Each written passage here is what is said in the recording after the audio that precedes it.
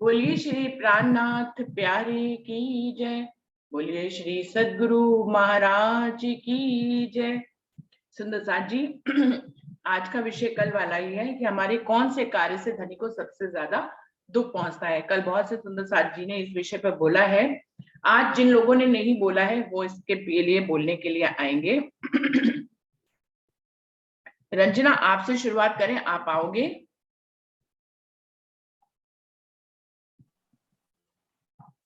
प्रणाम जी दीदी। प्रणाम प्रणाम जी, प्रणाम जी।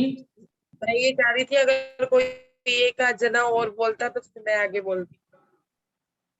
किसी को बुला लो अगर पहले कोई करता है तो फिर हंसा मैं बहन, बोल। आप शुरुआत करेंगी? हंसा बहन, आप आएंगी?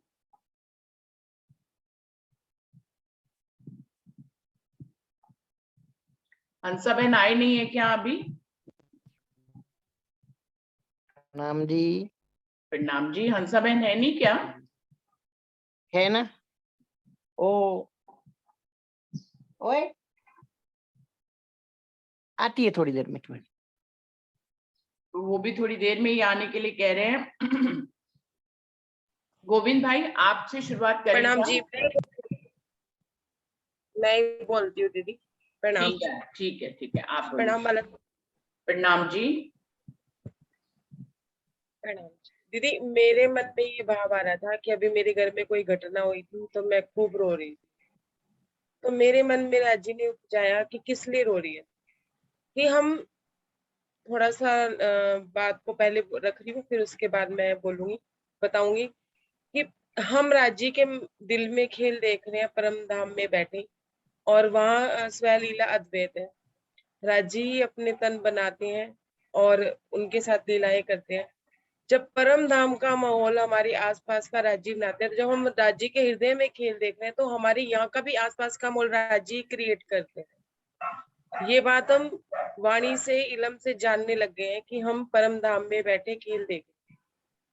राज्य कहते हैं कि जब तुझे इलम से, वाणी से ये पता चल गया है कि मैं तेरा खावंद हूँ, फिर तू माया के लिए क्यों रो रही है। मुझे ऐसा लगता है कि राज्य कहते हैं मुझे देखने के लिए नहीं रो रही है, मुझसे मिलने के लिए नहीं रो रही है, लेकिन माया में अगर कोई छोटी सी अनहोनी या कोई बात हो जाती है तो माया के लिए धाड़े मार मार के रो रही है, दिल से रो रही है। मुझे ऐसा लगता है कि राज्य तब ज्यादा दुखी होते हैं जब हम माया के लिए आंसू बहाते हैं। राज्य के लिए आंखों में आंसू ना आके माया के लिए आंसू होते हैं। सबसे ज्यादा दुख धनी को तभी पहुंचता है क्योंकि धनी कहते हैं मेरे पास तो तुम्हारे अलावा कोई है ही नहीं। मेरा तो काम ही तुम लोगों के लाड लडाना है, तुम लोगों के लाडों को पूरा करना है, और तुम लोग यहाँ आके गृहस्थियां बसा के बैठ गए हो। फिर वो कहते हैं मैं, जब तुम लोगों ने वायदा किया था परम धाम में कि तुम 100 बार देखो आजमाएगी, मैं तो हल्का सा आजमाता हूँ, तुम माया में दाड़े मारने लगती हो, कभी नौकरी के लिए, कभी बच्चों के लिए, कभी किसी के लिए। आंसू आते हैं तो माया के आते हैं, भाग दौड़ है तो माया की है। धनी कहते हैं कि मेरे को सबसे ज्यादा दुख तभी होता है जब तुम लोग माया के लिए रो, माया के लिए तुम्हारी आंखों में आंसू आते हैं, तो मुझे ऐसा लगता है कि मैं तो कुछ हूं ही नहीं, जबकि ये खेल कबूतर खावन, खेल तो है ही नहीं, मेरे तेरे अलावा तो कोई है ही नहीं यहाँ पे, लेकिन फिर भी माया के लिए रोई जा रही है, पिटी जा रही है। तो वो उस चीज का, इस चीज से ज्यादा दुखी होती है। मेरे मन के भाव है दीदी। प्रणाम जी। प्रणाम जी। तो रंजना ने अपने भाव बताए कि जब हम माया के लिए भागते हैं और माया के लिए ही अपना लगता है कि हमारी चाल माया की जैसे है, तो धनी को सबसे ज्यादा दुख होता है, क्योंकि हमारे पास तो बहुत रिश्ते हैं लेकिन धनी के पास सिर्फ हमारा रिश्ता है। गोविंद भाई जी, आपको बुलाना चाहूंगी, आप आइए।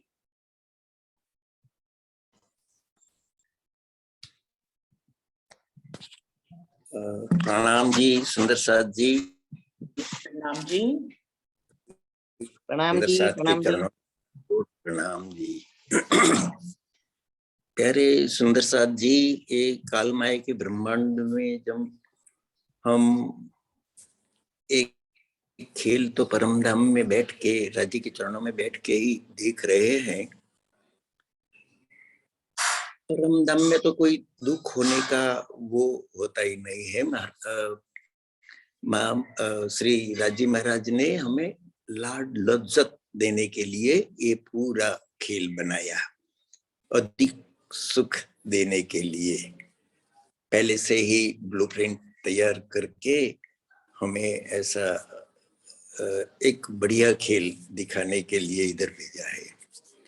अभी इधर काल माया के ब्रह्मांड में वो साक्षात बनकर महामती जी के तन में आके विराजमान हुए और हम सुंदर साथ को, जो हम परमधाम को भूल चुके हैं, उनकी याद दिलाने के लिए ज्ञान वहां से ले आए तारतम वाणी, और तारतम वाणी के माध्यम से हम सब को मालूम हो गया, पूरा खेल का भी हमें मालूम हो गया।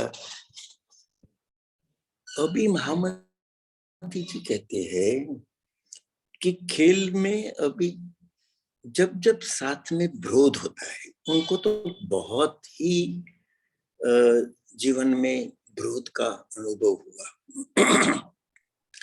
वो अच्छा काम करने जा रहे थे, तब भी कई सुंदर साथ ने उनको दुख दिए। सबसे पहले बहुत सुंदर साथ ने बताया कि कहाँ कहाँ कब कब विरोध साथ में होता है, तो महामती जी को बहुत दुख हुआ है। इधर पहले से ही हम इस दिशा में देखें तो महामती जी को कितना दुख हुआ होगा जब फूलबाई को त्याग करना पड़ा। वो भी सामने तो सुंदर साथ ही थे, जिन लोगों ने उनको कष्ट पहुंचाने के लिए ऐसा कुछ मन में डिसाइड कर रखा, वो भी सुंदर साथ थे। तो साथ में जब जब विरोध होता है, विरोध होता है, वो उनको बहुत दुख होता है। तो महामती जी को भी इतना दुख सहन करना पड़ा है, चाहे वो अरब की भूमि में जाके आए और जेल में बंद होना पड़ा, और बड़ा मेला करने चाहते थे और सब इकट्ठा किया और जेल में नजरबंद होना पड़ा राजा के घर में। ऐसे तो कई कई कितने प्रसंग है। सूरत पहुंचे तो सूरत में भी उनको वही हुआ कि जब बिहारी जी ने बोल दिया कि तुम्हारा और मेरा रास्ता अलग है, तब तो बहुत दुख हुआ था। वैसे ही आगे बढ़ते बढ़ते जब महामती जी को सुंदर साथ के बीच बीच में अलगाव का अनुभव हुआ, गोवर्धन भाई और लालदास जी का जो किस्सा बना, उस टाइम पे बहुत ही दुख हुआ था। और सबको अपना अपना कुछ तुम इधर जाओ, तुम इधर जाओ, तुम इधर जाओ कह के सब बांट दिया कि मैं कैसे विश्वास करूं कि ये हमें महान काम जागने का कर रहे हैं। तो आप सब तो ऐसा सोच करते हैं कि मेरे आगे अच्छा अच्छा बोलते हैं, बाहर जाके आप अपने में मस्त रहते हैं। ऐसा ही उदयपुर का भी किस्सा हमने आज ही सुना। वहां भी उनको बहुत दुख हुआ था कि राजा ने नहीं माना कि नहीं नहीं, आप इधर नहीं रह सकते, आप थोड़े दिन के लिए चले जाओ। वो जानते थे कि ये क्या होने वाला है, वो तो फिर निकल पड़े वहां से निर्गुण वेश धारण करके। और ऐसे कहीं रामपुर में भी ऐसा प्रसंग बना था। तो अभी महामती जी को बहुत दुख उस टाइम पे हुआ जब जब जब उनको मालूम था कि पूर्ण ब्रह्म परमात्मा का ज्ञान है, इससे श्रेष्ठ ज्ञान कोई हो ही नहीं सकता दुनिया में, और उनके अंदर पांचों शक्तियां विराजमान है। फिर भी लोग माया में इतने रल गए हैं कि वो मानने के लिए तैयार ही नहीं थे। जो दूसरे आमखलक है वो तो न माने, वो तो समझ की बात है कि उनके तक शायद तात्पर्य ज्ञान पहुंचा नहीं है, या कुछ भी वो लोग ये प्रभाव में, ज्ञान के प्रभाव में नहीं आए हैं, तो वो तो नहीं माने, वो तो बराबर है। लेकिन जिन जिन सुंदर साथ ने एक ज्ञान को धारण किया, उनको एकदम विश्वास भी बैठ गया, फिर भी विरोध करने लगे, तो बहुत दुखदायक वो प्रसंग तो होता ही है, लगता ही है। तो राज्य को उस टाइम पे बहुत ही दुख पहुंचता है। अभी हम संसार में है, ज्ञान मिल गया है, फिर भी हमारी बहन जी ने अभी बताया कि हम इतने संसार में रल गए हैं, राज्य को तो कोई काम नहीं है, रूहों को लाड लज्जत देना वही काम है। वो तो राह देख रहे हैं कि तुम कब जागरूक हो कि मेरे पास चले आओ। परम धाम में भी रूहों को लाड लज्जत देने का ही काम है, एक ही काम है। तो हम जानते हुए भी वो नहीं पहचान सकते हैं, और माया में इतने रल गए हैं कि हम तो ऐसा ही मान रहे हैं कि ये माया ही सब कुछ है। अभी जागरूक होने के बाद भी ऐसी परिस्थिति होगी, तो राज्य महाराज को भी तो खेल तो उन्होंने बनाया है, वो दुखी तो नहीं होंगे, लेकिन वो मंद मंद मुस्कुराते होंगे कि अलस्तो बैरबकुम कहा, और सबने बोला भले। अभी वो कहाँ गया, वो याद ही नहीं करती मेरी रूह, ये क्या कैसा। देखो सब रल गया एक लाड़ में, एक लाड़ किया मैंने तुम्हारे साथ, तो तुम तो कैसे रल गई हो। तो राज्य को तो दुख होगा कि अरे ये क्या बात हो रही है। अभी हमारे सुंदर साथ हम क्या कर सकते हैं कि हमारी क्या परिस्थिति है। हम प्रणामी हो गए, तारतम ज्ञान प्राप्त कर लिया, फिर भी हम भी अंदर अंदर इतना खींचातानी करते हैं कि हमारे दिल तारतम ज्ञान प्राप्त करने के लिए एकदम बड़प्पन ऊंची स्टेज में पहुंचना चाहिए, वो हम शायद नहीं पहुंच पाए हैं। अंदर अंदर एक एक सुंदर साथ, इधर तो देखो 12,000 सुंदर साथ ब्रह्म सृष्टि आई है, तो वो अपना अपना अपना अपना कुछ न कुछ अलग तरीके से सुंदर साथ को समझाने का, और ये संदेश सुंदर साथ बहुत से सुंदर साथ तक पहुंचाने का, जो जागरूक नहीं हुआ आत्माओं के तक पहुंचाने का तरीका अलग अलग होगा। तो हम अभी क्या है, एक एक हमारे जो सदगुरु हो गए, हमें जिसने ज्ञान दिया, उनके कुंडाले में हम बैठ गए। दूसरे लोगों को हम शायद अच्छा न लगे तो नफरत तो न करे, कि वो भी अपने तरीके से एक ज्ञान का फैलावा कर रहे हैं। बहुत से हमारे क्षेत्र है जहां से अलग अलग रूप से वाणी का प्रचार प्रसार हो रहा है। अभी मैं तो ये चाहूंगा कि हमारा ये ग्रुप है ना, जितने भी सुंदर साथ हम जुड़े हैं, वो ऐसा संकल्प कर सकते हैं कि साथ में कभी विरोध न हो, ऐसा हमारा मन और दिल बना सकता है। हम बना सकेंगे, क्यों नहीं बना सकते। जो भी कोई ये ब्रह्मांड में प्रचार प्रसार के लिए काम कर रहे हैं, जो भी तरीका कुछ किसका हो, अच्छा ही है, अलग अलग तरीके से जो कर रहे हैं, हमें साथ में विरोध नहीं करेंगे न, तो राजीव महाराज और पन्ना धाम में विराजमान साक्षात पूर्ण ब्रह्म परमात्मा खुश होंगे। हमें उनको खुश करना है, हमें संसार से विमुख होके उनका ही दीदार करते रहना है, और अंदर अंदर जो विरोध हो रहा है, विरोध हो रहा है एक दूसरे के मत का, उसको भूलना है। और ये सब करके हमें आनंद की स्थिति में एकदम ऊपर उठना है। हमारा ग्रुप भी इतना निश्चित कर सके तो मुझे लगता है कि हम पूर्ण ब्रह्म परमात्मा को आनंदित कर सकेंगे और वो खुश होंगे। जो विरोध का हम शुरुआत करें कि विरोध को शून्य बना ले हमारे दिल में, और हम पूरा परम धाम में जो लाड लज्जत करते थे वही लाड लज्जत एक दूसरे के साथ इधर भी करे।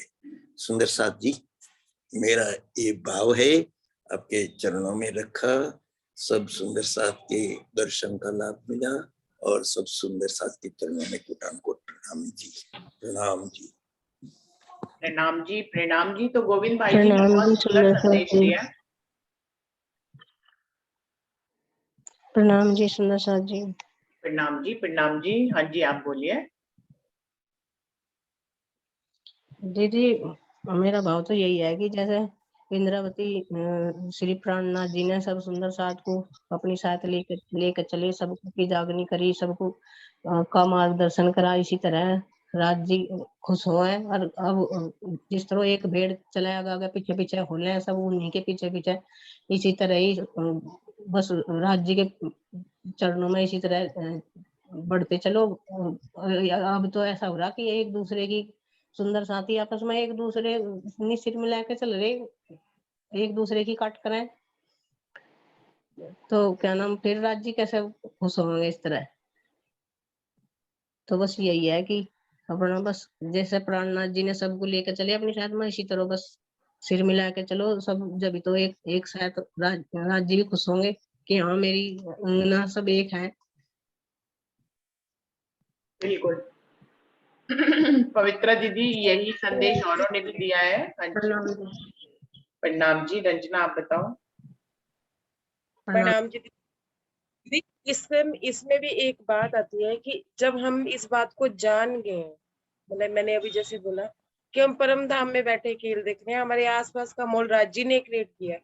जब रूह अच्छे से ये बात समझ जाए, सुंदर साथ ये बात समझ जाए, तो आपस में विवाद तो रहेगा ही नहीं ना। राज्य की तरफ नजरे रहेंगे, हम दुनिया के होके कैसे रहेंगे। हमें ऐसा लगेगा ना कि जो करवाने वाले हैं वो राज्य करवा रहे हैं, जो हो रहा है वो राज्य की मर्जी से हो रहा है, तो ये वाद विवाद खत्म हो जाएगा।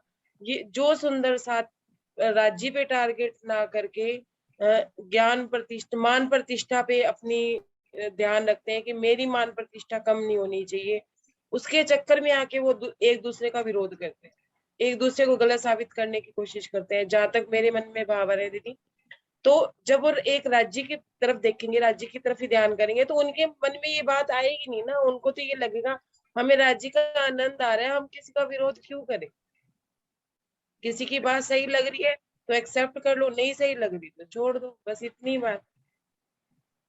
प्रणाम जी।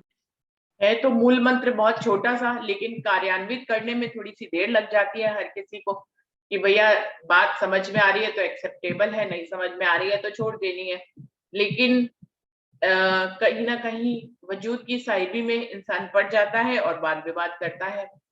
और अगर इस सत्य को ही समझ जाए कि साहिबी होती ही क्या है, मेरी साहिबी, उसकी साहिबी, उसकी साहिबी, मेरी साहिबी, फिर चाहे सामने वाला जीते या उसको साहिबी मिले, उससे क्या फर्क पड़ता है। तो इतनी गहराई तक समझ पाना तो हो जाता है, लेकिन उसको क्रियान्वित करने में थोड़ी सी देर लग जाती है और यहीं पर ही हम धनी को दुखी कर देते हैं, क्योंकि हमें बात समझ तो आ चुकी है लेकिन हम उसको क्रियान्वित कर नहीं पाते हैं। कहना बहुत आसान होता है, करना बहुत ही मुश्किल होता है।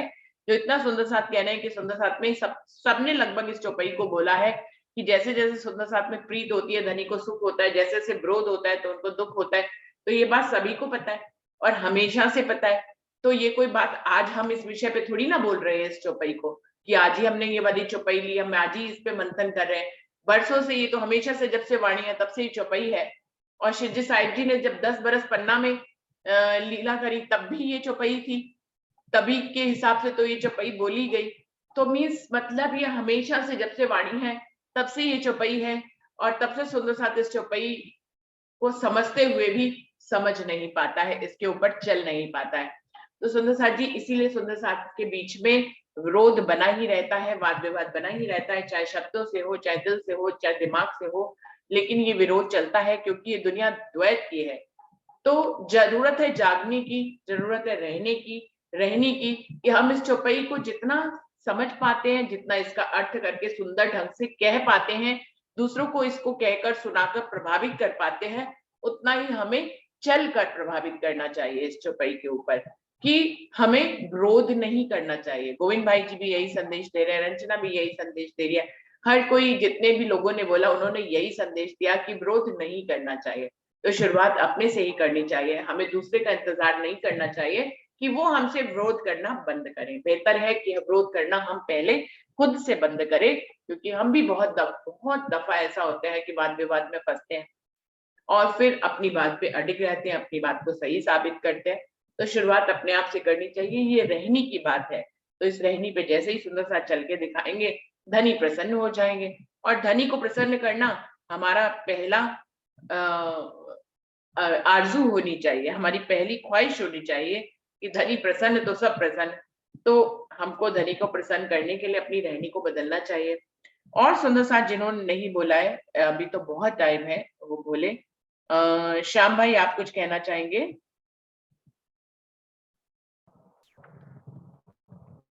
प्रणाम दीदी। दीदी प्रणाम जी। प्रणाम। दीदी सबसे बड़ी बात तो ये है कि जो दुख राज्य को होता है कहते हैं, लेकिन मेरे मानने से तो राज्य को दुख होता ही नहीं है। चाहे कोई अधर्म का काम करता रहे, चाहे धर्म का काम करता रहे, चाहे कैसा भी करता है, राज्य को दुख है ही नहीं, क्योंकि सब कुछ करने वाले वो भी हैं।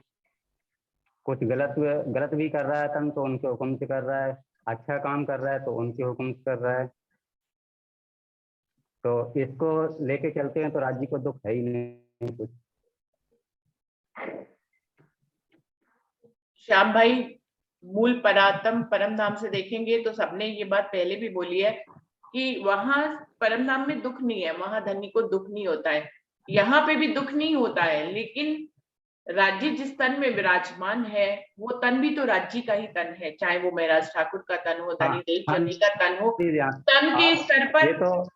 तन के स्तर पर दुख होता है और जगह जगह धनी ने अपनी इस दुख को प्रदर्शित किया है, वाणी में प्रदर्शित किया है, बीतक में प्रदर्शित किया है। इसी में सुंदर साथ काट कर रहे हैं।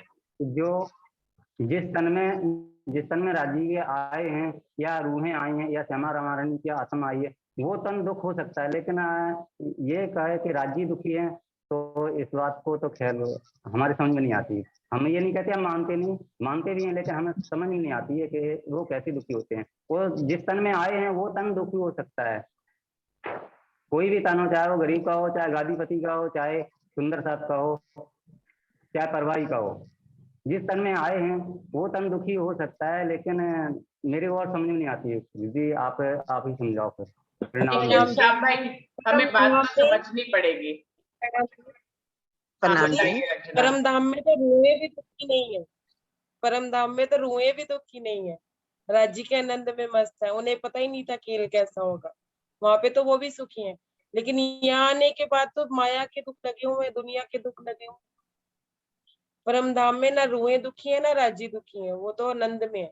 लेकिन यहाँ जिस तनों में आए हुए हैं वहां सुख दुख सब कुछ है, क्योंकि ये द्वैत की भूमि है। अभी इन्होंने दीदी ने भी बोला ऐसे। प्रणाम जी। सबसे बड़ा दुख तो यही है, मतलब रूहें और राज्य दुखी नहीं है, ये तो मैं भी कह रहा हूँ। केवल तन यहाँ से जो उनकी रूहें आई हैं वो दुखी हैं। सब कुछ जानते हुए भी जो रहने में नहीं आते हैं। प्रणाम जी। सब कुछ जानते हुए सब ये सतगुरु में मिले, हमें तारतम्य ज्ञान मिला, हमें सब कुछ बार बार कहीं न कहीं से आकर के जिस तन में बैठ के हमें और आज जी हमें कहीं न कहीं कुछ न कुछ परम धाम की वाणी सुनाते हैं और चर्चा वाणी करते हैं। लेकिन जो बातें तो सब कुछ करते हैं, सब सुंदर साथ करते हैं, सबके मुंह से यही आवाज निकलती है कि रहनी करनी कैसी होनी चाहिए। लेकिन सबसे बड़ी बात है कि जानबूझ के हम जो गलती कर रहे हैं कि जिस रहने में नहीं आते हैं, जब तक हम रहने में नहीं आते हैं तो राज्य को बड़ा दुख होता है कि अभी मानो जब तक भूली वतन तब तक नहीं। अरे वो जो चौपाई है ना, ये मतलब जब तक ज्ञान नहीं था तब तक तो बराबर था कि चलो ये बराबर, लेकिन ज्ञान आने के बाद सब कुछ जानकारी होने के बाद बीतक के माध्यम से, वाणी के माध्यम से, सच्चे सद्पुरुष के माध्यम से, तो हमें जो भी सुख मिलता है उसके बावजूद भी इस राह पे हम नहीं चलते हैं। तो सबसे बड़ी बात वो है कि हमें इस राह पे चले। जब तक हम इस राह पे नहीं चलेंगे तो धनी सबसे बड़े दुखी होते हैं, क्योंकि अभी मतलब वो बात नहीं है कि सबको कुछ। हेलो जी, आप आवाज बोलिए नहीं आ रही है हरीश मेरी? भाई जी, आप आपकी आवाज आ रही है, मैंने दूसरा माइक बंद किया जो शोर कर रहा था। आप बोलिए, आपका खुला हुआ है, आपकी हाँ आवाज हाँ आ हाँ रही हाँ है हरीश भाई हाँ, जी, तो आप ये बोलिए। बात है कि हाँ हाँ, ठीक ठीक है, प्रणाम प्रणाम जी।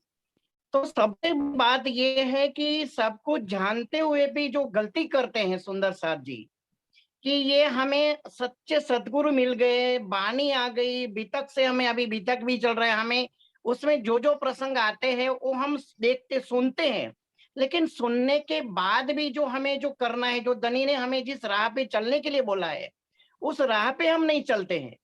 जब तक हम इस राह पे नहीं चलेंगे और नहीं चलते, इसका ही दुख धनी को लगता है। वैसे दुख की बात करें तो कहीं पर भी दुख नहीं, न यहाँ पर है न उधर भी है, परम धाम में भी दुख नहीं है, यहाँ पर भी कुछ भी नहीं है। क्योंकि लेकिन ये जब तुम लागोगे दुख को तो दुख तुम्हें लागसी, जब तुम याद करो निज सुख को तो दुख तुमसे भागसी।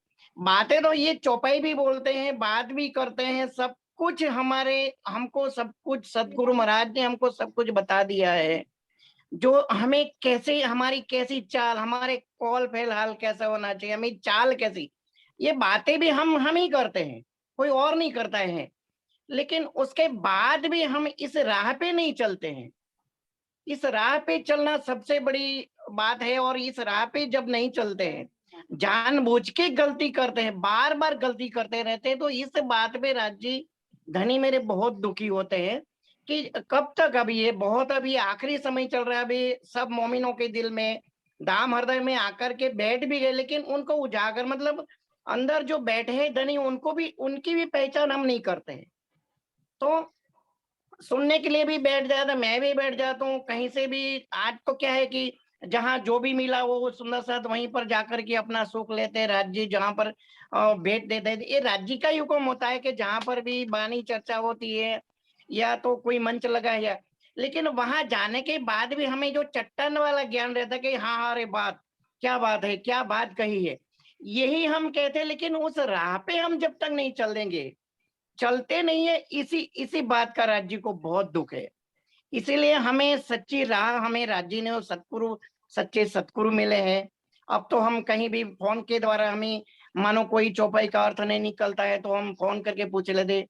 कल मैंने बहुत सारी, हमें सब सुंदर साथ को मैंने फोन किए थे कि ये बात कल हुई थी तो उसका क्या मतलब, ये जो प्रकरण के बारे में बात हुई थी तो ये प्रकरण हमने कल ढूंढा लेकिन नहीं मिला। वो राज्य का ही हुक्म होगा, हमने पन्ने पन्ने भी, लेकिन वो जो चौपाई बोली थी कल, तो चौपाई ढूंढने के लिए हमने बहुत सारी मेहनत की। फिर मैंने, हमें हमारी सखी, हमारी सुंदर साथ को हमने फोन किया, क्यों? क्योंकि हमारे अपने हैं, वहीं से हमें सब कुछ मिल जाएगा। तो ये बात जो हमें ढूंढने की, मंथन करने की, ये भी एक प्रकार का मंथन है कि मानो चलो ये हमें यहीं से कुछ नहीं मिला है तो नहीं मिल रहा है, तो चलो हम हमारे संगी, हमें सुंदर साथ से पूछ लेते, हमारे साथी है। तो ये बात है। तो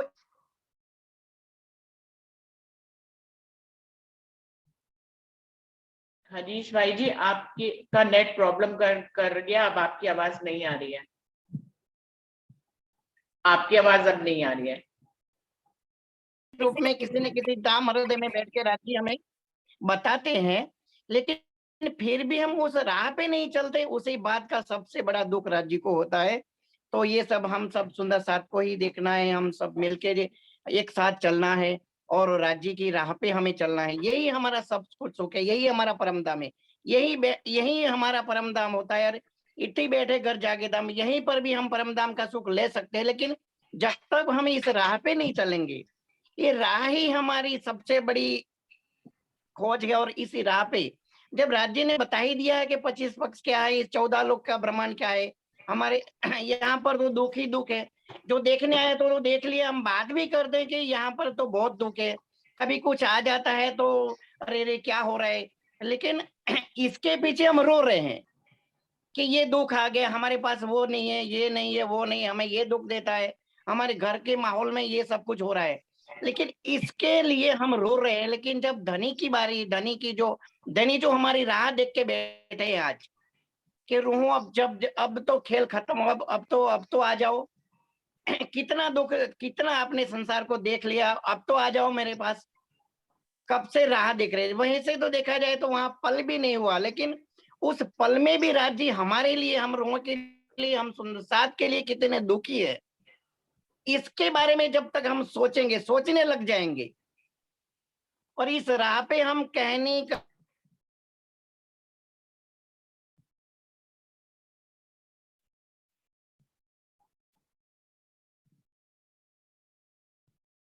दूसरों को भी चलने नहीं देते।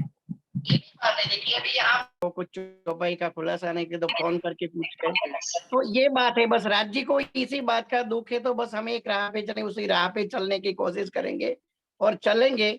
बस यही मेरा भाव है। तो सबसे बड़ा दुख राज्य को ये होता है कि जब हम साथ नहीं चलते हैं, उस राह पे नहीं चलते हैं, तो उसी राह पे हमें चलना है। हमें कहनी करनी, कसनी करनी है, कसनी भी करनी है।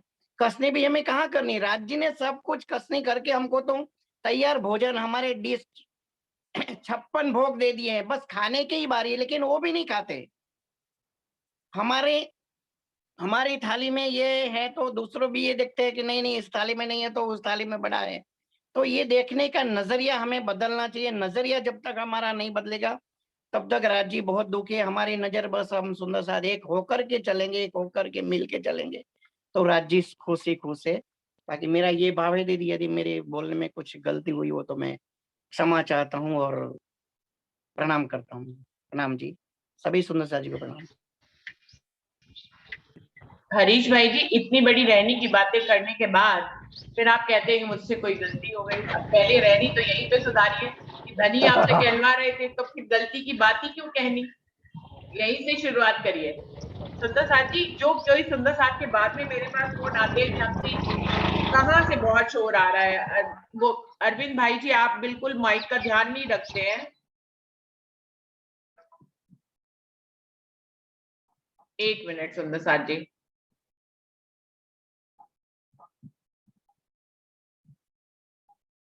हाँ जी, अब अरविंद भाई जी का माइक बंद।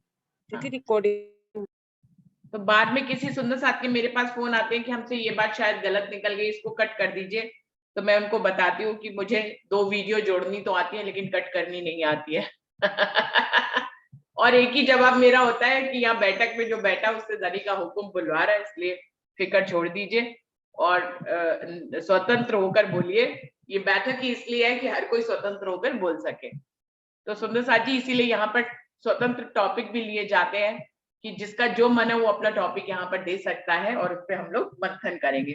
तो निर्णय रूप में अब समय कम रह गया, हम लोगों को लगता है इसका खूब मंथन हो गया और निर्णय भी निकल आया है। लेकिन मुझे एक और खास बात इस सारे प्रसंग में समझ में आती है कि धनी को जब जब दुख हुआ है तो कुछ ना कुछ नई नियामत आई है। अगर बीतक साहब के प्रसंगों से चले तो सबसे पहले धनी को दुख हुआ जब वो हफ्सा जेल में गए, उनको भेजा गया, धनी ने पर्दा कर लिया। जब उनके सद्गुरु ने उनसे पर्दा कर लिया तो कटौती उतर गई। फिर जब हफ्सा जेल में चले, भंडारा करने गए, तब उनको दुख हुआ तो वाणी उतरने लग गई। सुंदर साथ जी आप देखिए, जब जब दुख हुआ तब तक क्या क्या हुआ। फिर गोवर्धन भाई और लालदास जी में जो चटाई के ईमान को लेकर उनको दुख पहुंचा कि फिर उसके बाद क्या हुआ, सनंद उतर गए, कुरान का सारा पक्ष ही उनको खुल गया धनी का। तो उसके आगे जाकर भी और सुंदर साथ ने बहुत बहुत प्रसंगों की बात करी कि जब जब धनी को दुख हुआ है मेरे अनुसार तब तब कोई नियामत जरूर आई है। पहले एक दुख और भी हमें याद रहे, वो धनी देवचंद जी को देखते थे तो उनको दुख होता था कि ये देखते हैं मैं क्यों नहीं देखता, तो इसमें भी उनको जब दुख हुआ तो उन्होंने पूरा परमधाम देख लिया। और इस प्रकार से धनी ने जब जब उनको दुख दिया, जैसे कि जब फूलबाई का धाम गमन हुआ, उनको छुड़वाया, वो उनको छोड़कर चली गई तो उनको दुख पहुंचा, लेकिन वो इतना निमग्न हो गए चर्चनी में, चितवनी में, चर्चा वाणी में स्वतंत्र होकर कि वो उसमें भी उनको आत्मिक सुख होने लग गया। फूलबाई जी के जाने पर ही उन्होंने सुंदर साथ को सुनाना शुरू किया। उससे पहले बिहारी जी सुनाते थे, फिर जो है फूलबाई जी का धामगमन हो गया, बिल्कुल स्वतंत्र हो गए, कोई घर की जिम्मेदारी नहीं ली, तो सुनाने भी लग गए चर्चा। जब जब धनी को दुख हुआ है तो कोई नियामत हमारे लिए प्रकट हुई है। धनी ने हमारे लिए अपने दुख, जब जब उनके दिल काल माया के ब्रह्मांड में उनका दिल जब जब हमारी किसी कार्य से या माया जनित किसी भी कार्य से उनको दुख पहुंचा है, तो कोई नियामत धनी ने इस धरती पर हमारे लिए उपहार के रूप में भेजी है। मुझे ऐसा दिखाई देता है कि ऐसा हुआ है हर पल हर घड़ी में। तो सुंदर साथ जी, आज इस टॉपिक को यहीं पर समाप्त करते हैं। किसी के भी दिल में यदि कोई और बात हो तो जरूर से बोल सकते हैं। अभी मिनट 2-3 मिनट हैं, लेकिन मुझे लगता है कि ये टॉपिक अब खत्म हो गया है, इस पे बहुत मंथन हो गया है। जरूरत है तो हमें रहनी पे चलने की, धनी को दुख ना दें। वैसे तो जो श्याम भाई की बात है कि धनी को दुख नहीं होता है, ये परम धाम की नजर से देखने पर अरविंद भाई जी ने भी यही कहा था कि दुख नहीं होता है, लेकिन हम काल माया के ब्रह्मांड में हैं और यहाँ पर हमारे पास जीव भी है, आत्म भी है, जोश है, असरा फील है। तो जीव के स्तर पर जब जब बात होती है, धनी ने स्वयं अपने दुख को प्रकट किया है जगह जगह, वाणी में भी, बीतक में भी। तो अगर धनी ही प्रकट करके कह रहे हैं अपने शब्दों में कि उनको इस बात से दुख हुआ है, तब हम इस बात को नहीं ले सकते कि भैया धनी को दुख नहीं हो सकता है, वो तो गुण इंद्रियों से परे है, परम धाम में सुखी सुख है, तो ये सारी बात परम धाम की है।